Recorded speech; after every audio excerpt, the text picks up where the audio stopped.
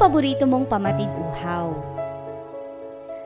Siguro nai-imagine mo na yung isang baso ng malamig na paborito mong iced tea, soft drink, juice, milk tea, cold coffee o kaya plain water.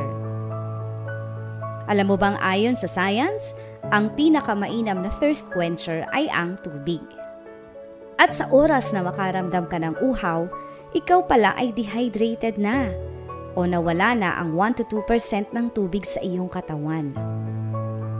Kapag ang tao ay nauuhaw, nagkakaroon ito ng hindi mabuting epekto sa katawan, gaya ng disorientation, pagkahapo at pagtaas ng blood pressure. Meron din ibang manifestation ang pagkauhaw. Uhaw sa relasyon, uhaw sa pag-ibig, uhaw sa pansin ng mga taong nasa paligid, may mga uhaw sa kapangyarihan, uhaw sa kayamanan, uhaw sa karunungan at iba't iba pang uri ng pagkauhaw. Ito yung dahilan kaya ang tao kung saan-saan pumupunta para lamang matugunan ang kanilang uhaw. Ang Panginoong Hesus, nakaranas rin siya ng matinding pagkauhaw. Ito nga ay nabanggit sa Juan 19:28. Pagkatapos nito, pagkaalam ni Jesus na ang lahat ng mga bagay ay naganap na nga, upang matupad ang kasulatan ay sinabi, "Nauuhaw ako."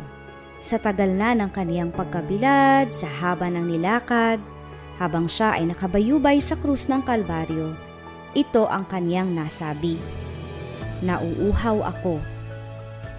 Ramdam ng kaniyang pagiging tao ang tunay na kahulugan ng pagkauhaw. Uhaw sa tubig, uhaw sa ginhawa, at uhaw sa kalinga ng mga nagmamahal sa Kanya.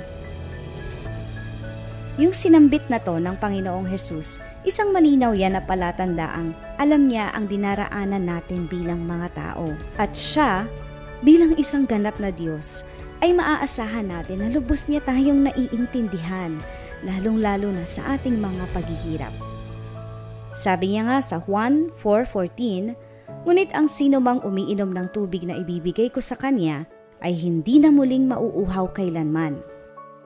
Ang tubig na ibibigay ko ay magiging batis sa loob niya at patuloy na bubukal at magbibigay sa kanya ng buhay na walang hanggan." Ang alok ng kamatayan ni Kristo Jesus sa krus ng Kalbaryo ay tubig na papawi sa lahat ng pagkauhaw. Kaagapay, lumapit ka sa Kanya at kailanmay di ka na mauuhaw pa.